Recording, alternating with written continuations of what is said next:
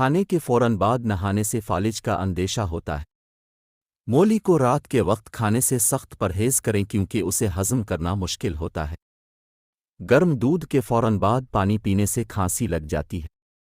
چنے اور جو کا آٹا ملا کر روٹی پکانے سے شوگر کنٹرول رہتی ہے۔ مسلسل اور بہت زیادہ پیاز کھانے سے چہرے پر چھائیاں پڑتی ہیں۔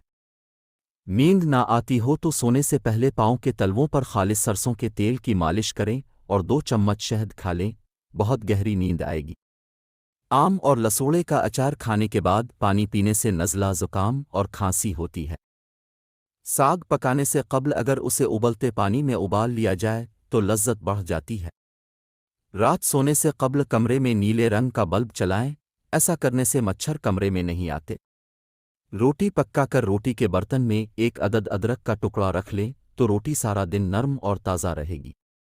چائے اور دہی ایک ساتھ نہیں کھانا چاہیے۔ جب یہ دونوں پیٹ میں ایک ساتھ ملتی ہیں نظام ہاضمہ کو خراب کر دیتی ہیں۔ زکام کے خاتمے کے لیے تھوڑی سی چینی دہکتے ہوئے کوئلوں پر ڈال کر اس کا دھواں سونگھیں۔ سونے سے پہلے پھل نہیں کھانا چاہیے، انہیں کھانے کا یہ سب سے برا وقت ہے کیونکہ اس سے شوگر لیول بڑھ سکتا ہے اور یہ حالت آپ کو پوری رات جگاتی رہے گی، لیکن اگر اب دن کے آغاز میں پھل کھاتے ہیں تو آپ پورا دن ایکٹیو اور فریش رہیں گے۔ کان میں اچانک درد ہو جائے تو پاؤں کی چھوٹی انگلی کا مساج کرنے سے کافی حد تک آرام آ جاتا ہے۔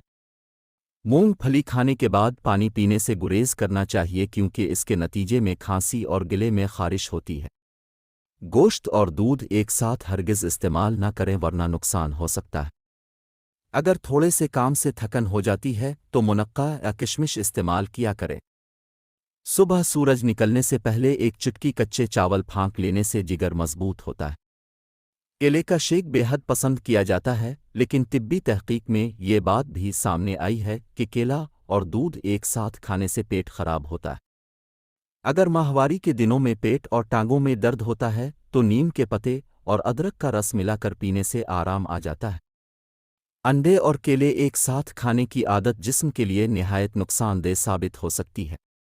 کوئی بھی چیز تلتے ہوئی کڑاہی میں 2 یا 3 بوند لیموں کی رس کے ڈال دیں تو تیل تلی ہوئی چیز میں کم جذب ہوگا۔ بغلوں میں پسینے کی شدت میں کمی کے لیے نہانے کے بعد بغل میں پھٹکڑی کا ایک ٹکڑا پھیر لیں اور پھر وہاں پانی بہائیں، مسئلہ دور ہو جائے گا۔ بعض اوقات گوشت جلدی پکتا نہیں، اس کے لیے اس میں لہسن کے درمیانی والی 1-2 ڈنڈیاں ہنڈیا میں ڈال دیں تو وہ آسانی سے پک جائے گا۔